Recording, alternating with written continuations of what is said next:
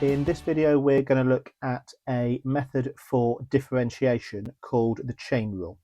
Now, the chain rule is something that we can use to differentiate composite functions.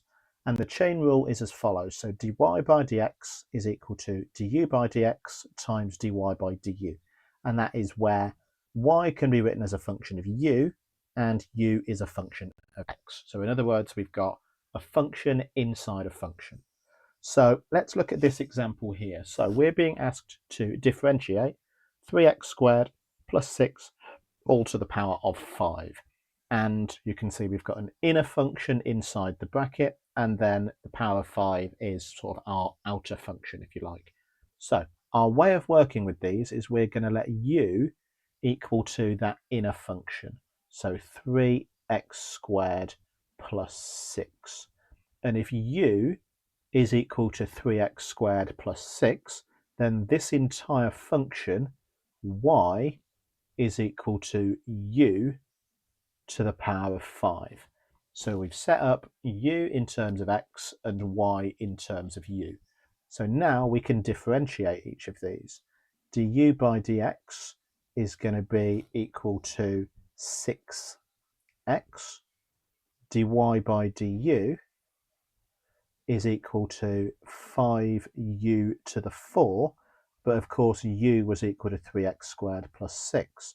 So I can write that as 5 lots of 3x squared plus 6 to the power of 4. So finally, dy by dx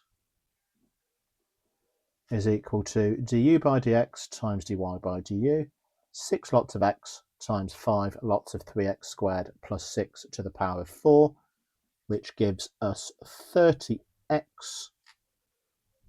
3x squared plus 6 to the power of 4. And that there is our final answer. For the second one, we're being asked to differentiate y equals sine to the power of 4 of x. So again, we're going to let u equal that inner function, which is sine x, because remember, sine to the power of 4 of x means sine x all to the power of 4. Therefore, y is equal to u to the power of 4, since it's all of that function to the power of 4. Du by dx is equal to cos x. Dy by du is equal to 4u cubed. Of course, u was equal to sine x, so that is going to be 4 sine cubed x.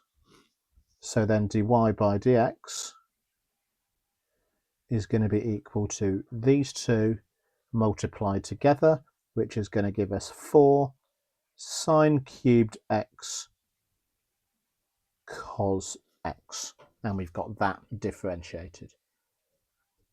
Connected to the chain rule, we have that if we're given x in terms of y, we can find dy by dx using this rule here.